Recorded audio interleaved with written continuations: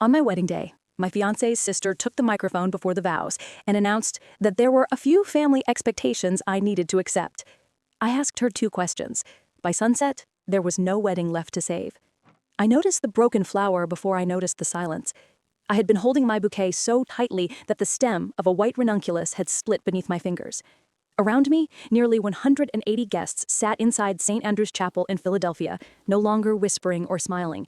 They were listening to Lauren Whitmore explain the rules of the marriage I was apparently about to enter. She stood beside the altar in a silver dress, one hand around the microphone and the other holding a folded sheet of ivory paper. Rule 3, Lauren said. After the ceremony, Madeline will add Ethan to the title of the house. A husband should never be treated like a guest in his own home. Somewhere behind me, my mother inhaled sharply. I turned to Ethan. He wasn't shocked. He wasn't angry with his sister. He wasn't even looking at her. He was staring at the carpet. That was the moment everything changed. Ethan had the expression of someone waiting for a scene he already knew was coming. Prepared. The word arrived in my mind with the certainty of a stamped legal document. My name is Madeline Pierce. I was 35 years old that afternoon, and for 11 years I had worked as a financial litigation attorney at a Philadelphia firm specializing in corporate fraud and hidden assets. I had spent a decade tracing transactions designed to disappear and sitting across from executives who lied while the evidence proving them wrong sat beside my hand. That detail matters, because Ethan Whitmore and his family made one expensive mistake about me. They mistook patience for obedience.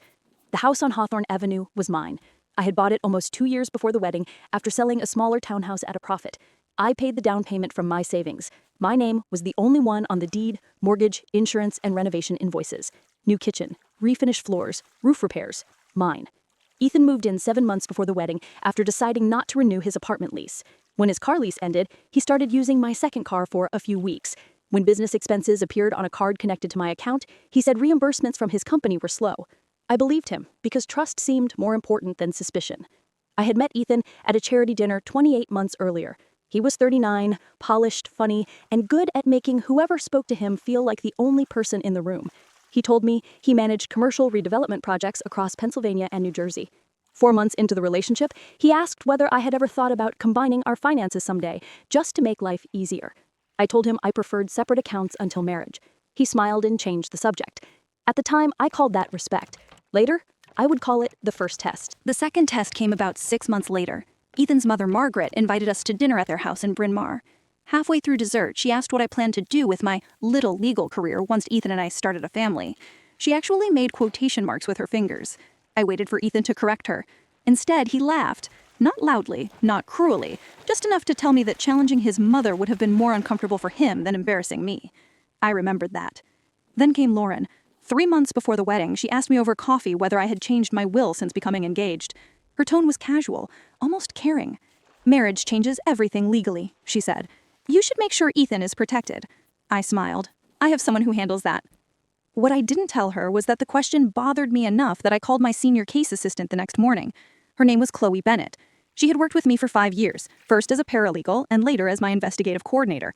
Chloe could find connections between companies, properties, lawsuits, and financial records faster than anyone I knew. I closed my office door.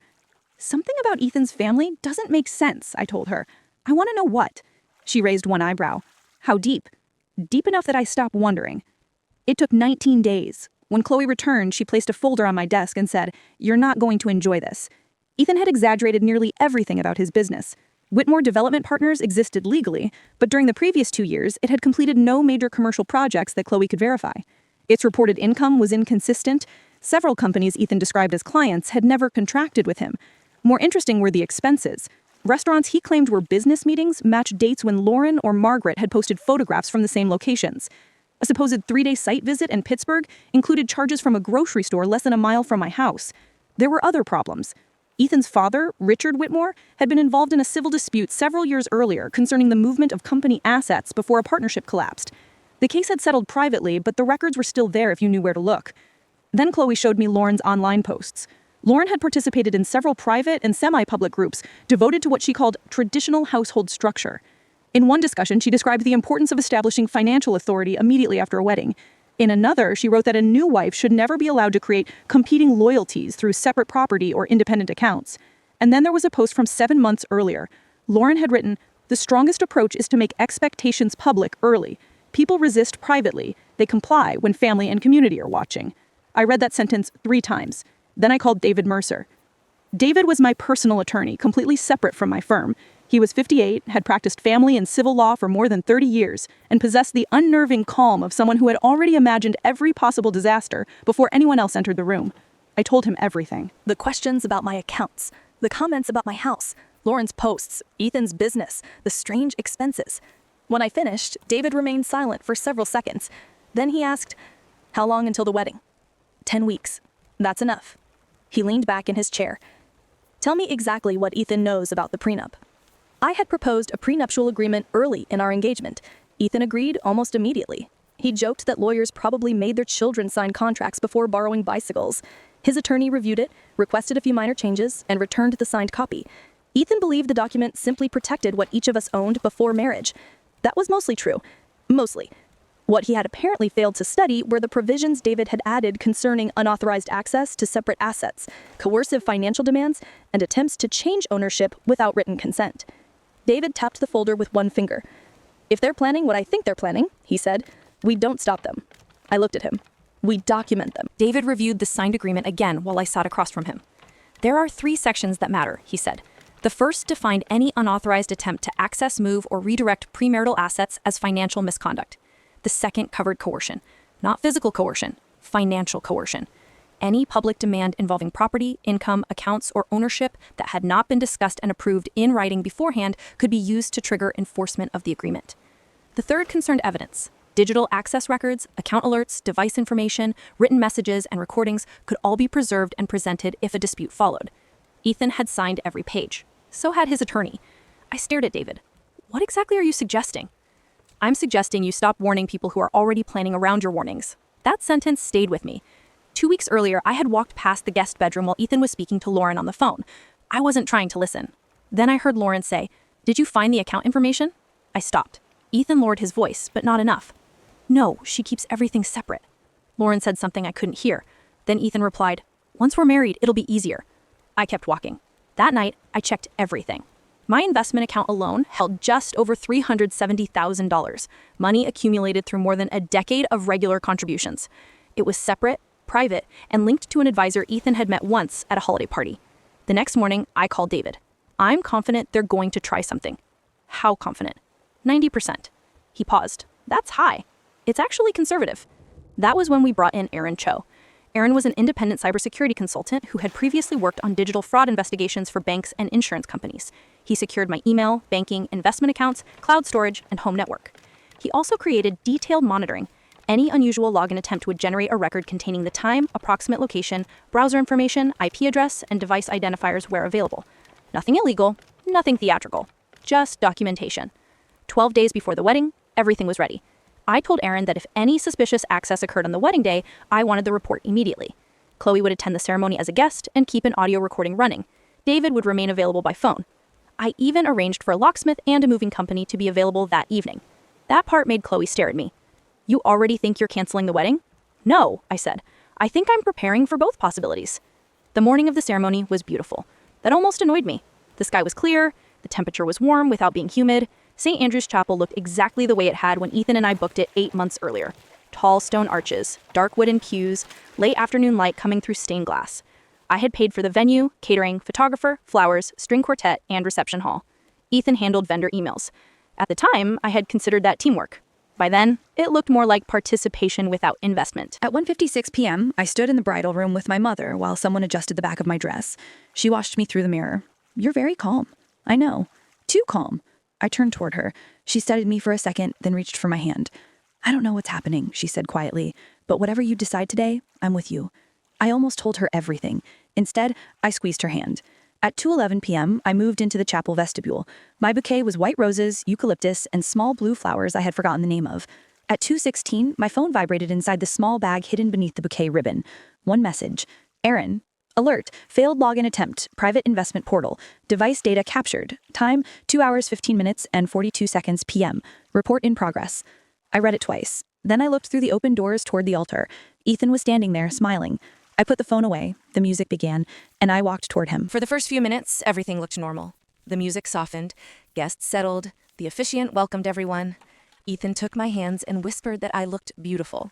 I almost laughed, not because it was funny, because somewhere inside the chapel, while I stood in front of him wearing a wedding dress, a report was being generated documenting an attempt to enter an account he had no permission to access. Then Lauren stood. She wasn't scheduled to speak. She walked toward the microphone carrying a folded piece of cream-colored paper. "I know this isn't technically part of the ceremony," she said, smiling toward the guests, "but our family has a tradition of welcoming a new wife properly." A few people laughed politely. I didn't. Lauren unfolded the page. "There are 5 expectations every Whitmore wife understands." The officiant glanced at Ethan. Ethan gave him a small, reassuring nod. That was all I needed to see. Lauren continued. "Number 1. Sunday dinner is family time. Madeline will host twice each month and make sure everyone is included." A few heads turned toward me. "Number 2. Major holidays are spent with the Whitmore family, unless Ethan decides otherwise." My mother shifted behind me. "Number 3. Since Ethan will be the head of the household, Madeline will add him to the title of their home after the wedding." The room changed. There is a specific kind of silence that doesn't mean people have nothing to say. It means everyone has too much to say at once. I looked at Ethan. He stared down. That was when the flower stem snapped in my hand. Lauren kept going. "Number 4. Income from both spouses goes into one household account. Ethan will manage major financial decisions because someone has to keep emotion out of money." A woman somewhere behind me whispered, "Oh my God." Lauren either didn't hear or didn't care. "And number 5, she said, lifting her chin slightly.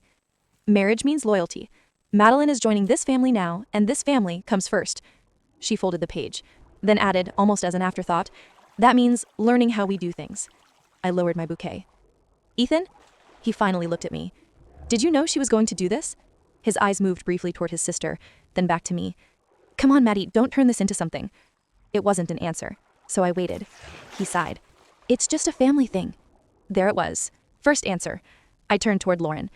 "Who wrote those rules?" She smiled like the question pleased her. "We discussed them together." "We."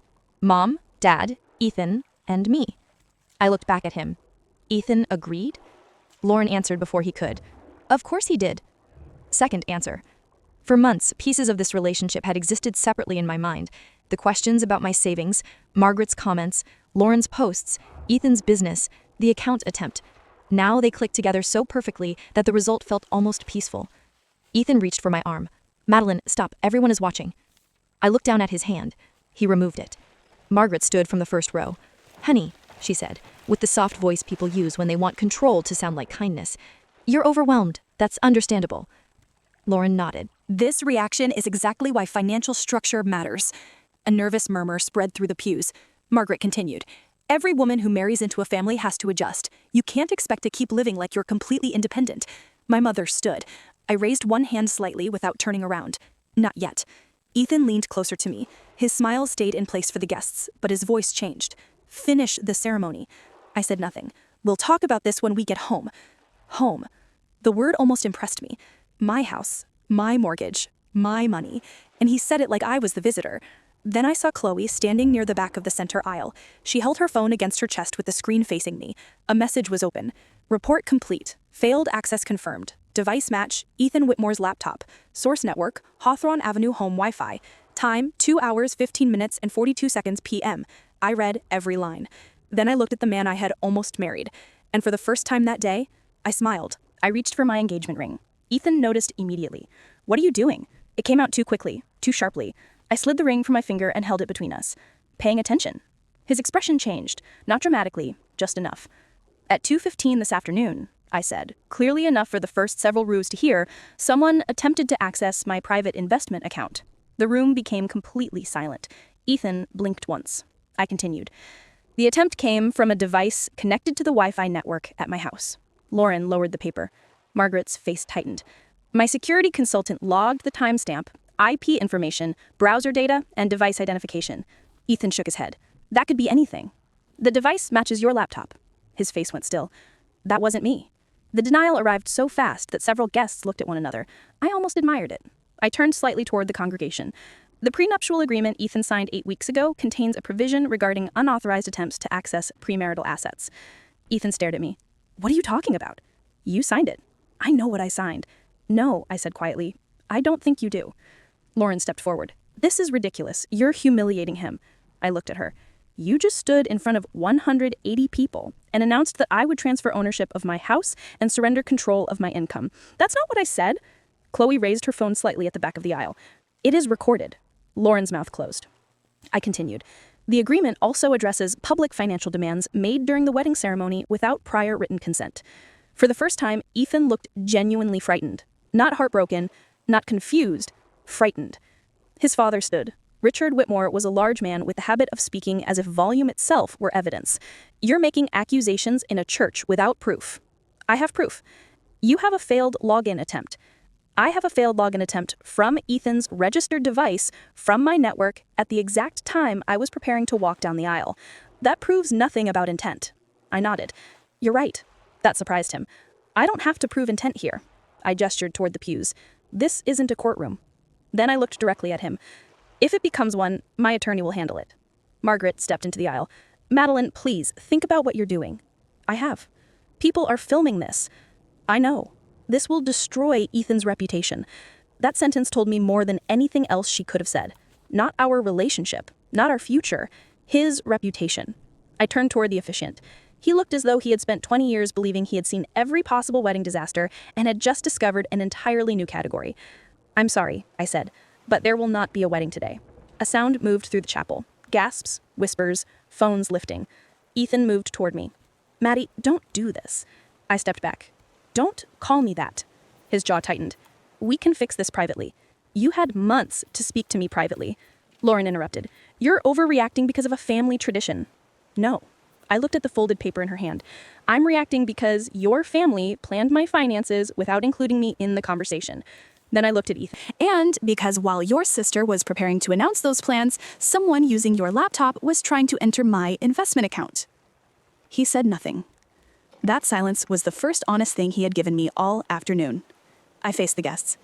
Anyone who brought a gift will get it back. The reception has already been paid for, the catering is prepared, and I see no reason for good food to be wasted. A few nervous laughs broke through the tension. If you still want dinner, please go. I placed the engagement ring on the small table beside the officiant's book. Then I set my bouquet beside it. Ethan whispered, "You'll regret this." I looked at him. No. And that was the one answer I didn't need time to consider. I walked down the aisle alone. By 6:45 that evening, the locks on Hawthorne Avenue had been changed. The locksmith had been booked 48 hours earlier. By 8, the movers arrived. They packed Ethan's clothes, electronics, shoes, toiletries, golf clubs, and the espresso machine he had purchased using my credit card. 14 boxes. Every item photographed, every box labeled. Everything delivered to his parents' home in Bryn Mawr. Signed receipt included. Contingency planning, as David liked to say, was only paranoia until the contingency arrived. The joint account Ethan had insisted we open 2 months before the wedding contained exactly $31.62. That was deliberate. He had described the account as the beginning of our shared financial life. Eventually, he said both salaries would flow through it. Mine never did. After speaking with David, I had deposited just enough money to keep the account active and watched what happened. Nothing. Ethan never added meaningful funds. He only asked when I planned to redirect my paycheck. That night, I sat on the floor of my kitchen with my wedding dress still on and a glass of red wine beside me. My shoes were somewhere near the front door. The veil had landed across a chair. The house felt enormous. At 8:38 p.m., my phone rang. Ethan.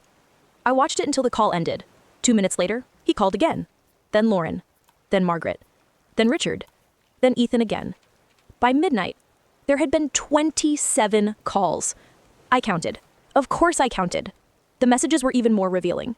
You misunderstood everything. Lauren was trying to welcome you. It was supposed to be funny. You embarrassed our entire family. Please answer. Ethan has nowhere to stay. We can still repair this if you calm down. You are destroying his career.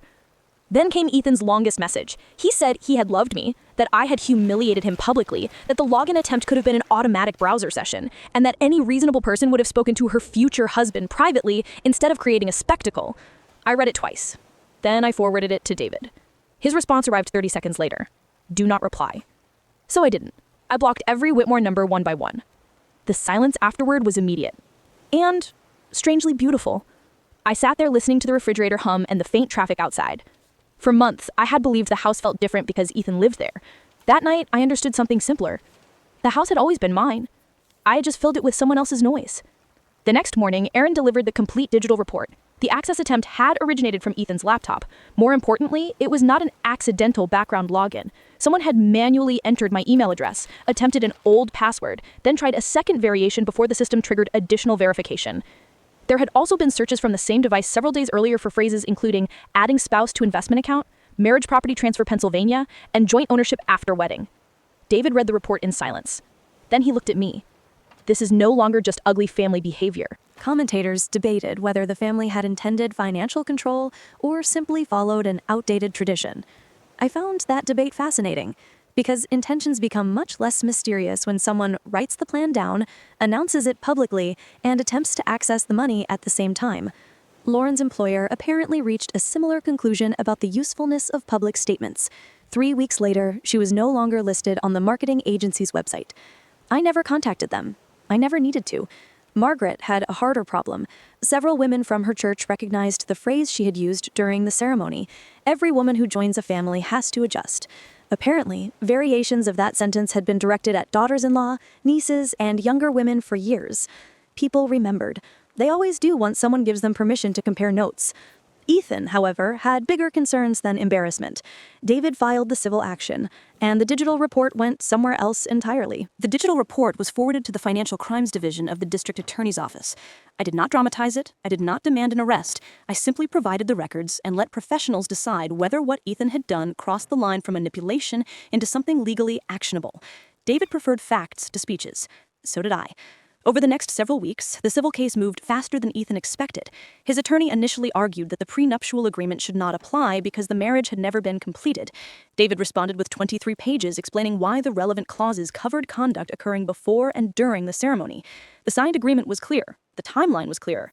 2:15:42 p.m. attempted access to my investment account. Approximately 2:21 p.m., Lauren publicly announced the expectation that I transfer an ownership interest in my house. Minutes later, she announced that my income would be placed into an account Ethan controlled. All of it recorded, all of it witnessed. Ethan's side changed strategies. They claimed Lauren had acted independently. Then Chloe produced the recording of Lauren saying, "We discussed them together, Mom, Dad, Ethan, and me." That argument disappeared.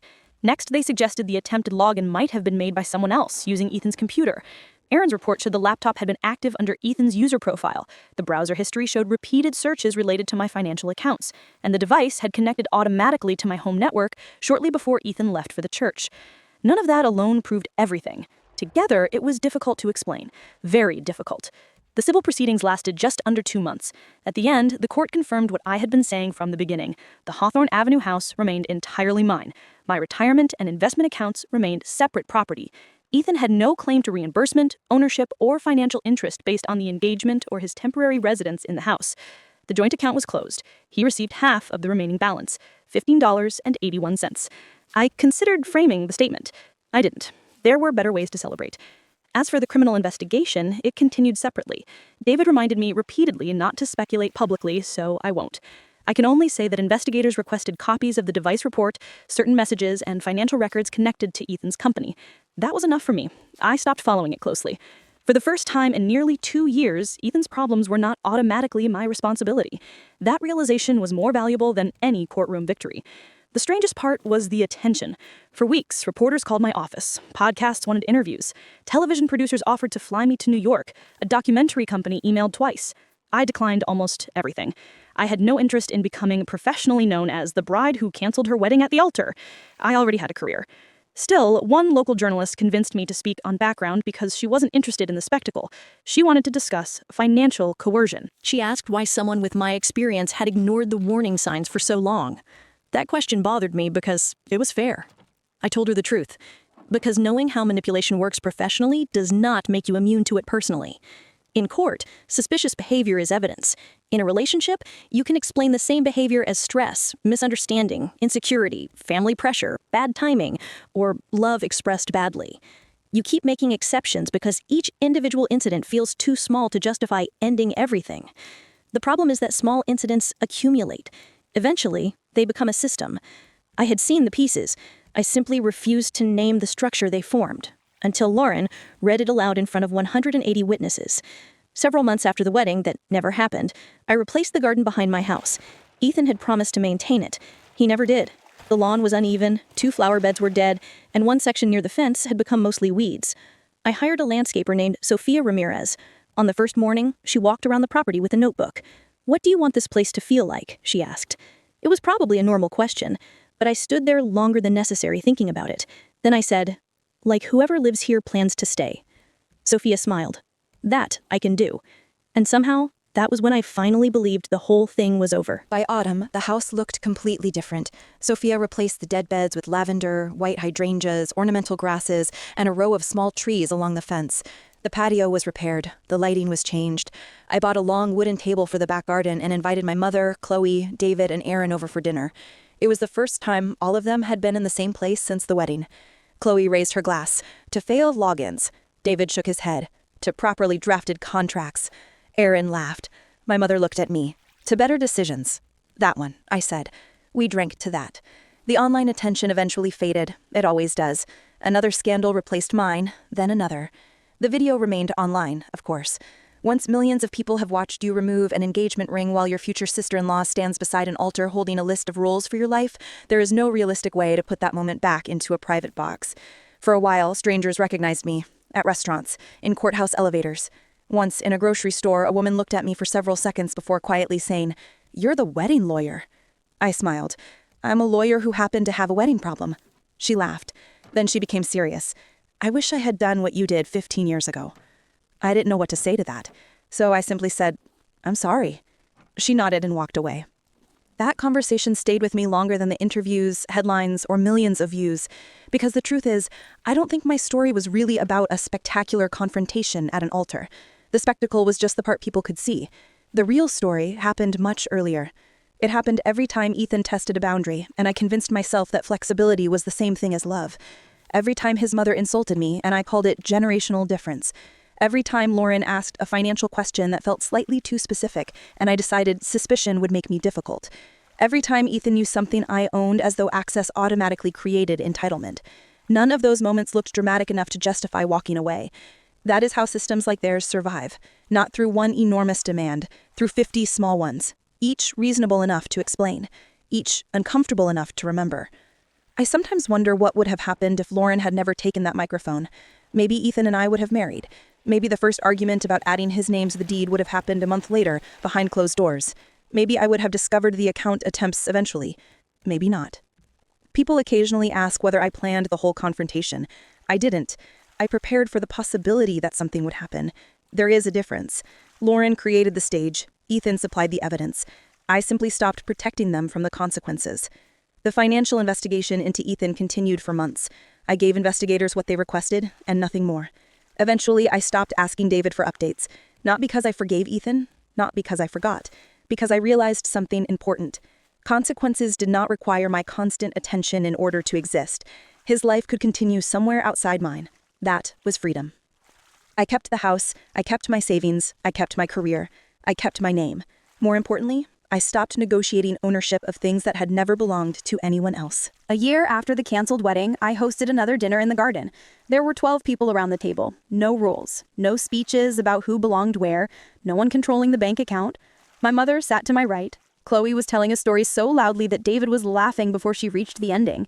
The windows of the house were open behind us and music drifted out from the kitchen. At some point, I looked around the table and remembered Margaret saying that every woman who joined a family had to adjust. Maybe she was right about one thing. I had adjusted, just not in the direction they expected. I learned that peace is not the absence of conflict. Sometimes peace is what arrives after you finally stop avoiding the conflict that should have happened months ago. I once believed walking away from that altar meant I had destroyed my future. Now I understand I did something much simpler. I protected it. And every morning when I unlock the front door of the house on Hawthorne Avenue, walk through rooms that still carry only my name on every legal document, and look through the kitchen windows at the garden I rebuilt, I remember the sound of that flower stem breaking in my hand. At the time, it sounded like something ending. I was wrong. It was the first thing that finally broke in the right direction.